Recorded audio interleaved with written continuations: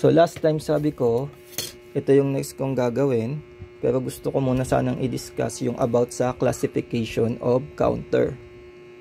So bali ito, naglagay ako dito ng reset, load, tapos hold, mga buttons. So para mas madali kong i-discuss yung about sa clocking method. So first classification, yung tinatawag na clocking method. Meron tayong dalawa, synchronous tsaka asynchronous. So anong pinagkaiba? Synchronous, dependent siya sa clock pulse.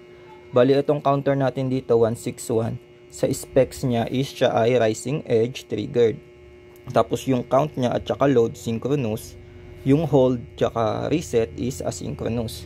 So paano yon? So magka-count siya during the rising edge ng ating clock pulse.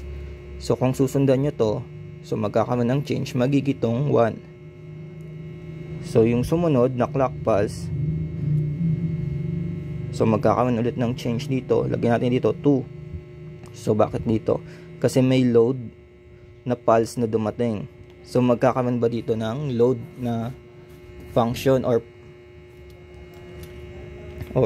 something? So ano bang sabi is load is synchronous. So kailangan nakatapat siya sa rising edge. So ito hindi naman siya nakatapat sa rising edge. So same pa rin siya 2. Hindi magpa-function yung load natin. So may sumunod naman na pulse na dumating galing sa reset.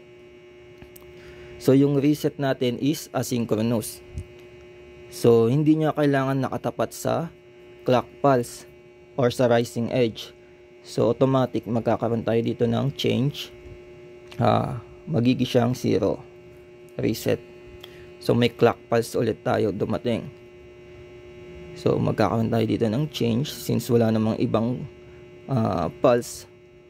So magigitong 1. So meron tayo ditong hold na pulse. So since siya ay asynchronous, hindi niya kailangang nakatapat sa rising edge ng ating clock pulse.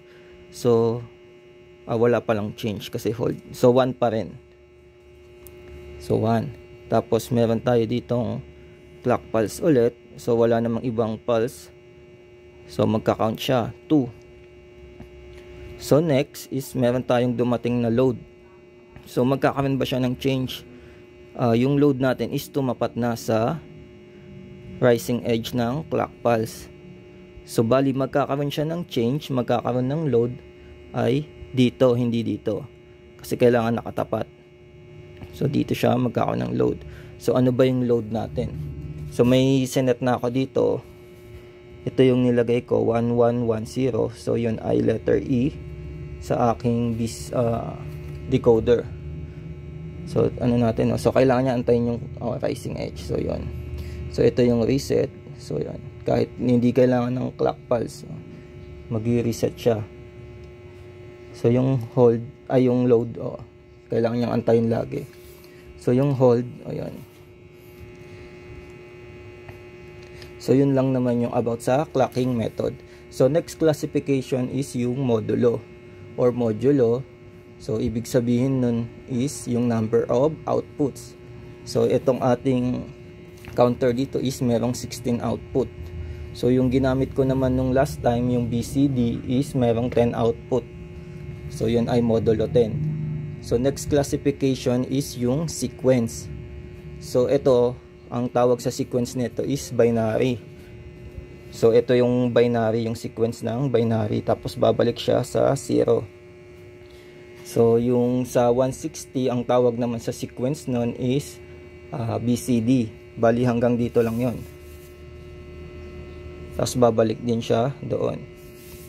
So meron tayong ibang sequence din na na-develop din dati. Meron tayong biquinary, 4-bit ring, oberyn, glycon or glyson, libalo, twisted ring, etc. So yun. Next na classification is yung direction. So tatlo lang naman yung direction, pwedeng up. Pag up is increasing katulad nito. Pag down naman decreasing, pababa yung bilang. So yung next is yung tinatawag na bidirectional. So magkasama, pwede siyang up, pwede siyang down. So next classification is yung mga special features. So depende na yun sa nag-design kung ano yung mga gusto niyang idagdag sa mga hindi ko nasabi. So bali yun muna sa ngayon. Next is about sa counter pa rin. So yun muna.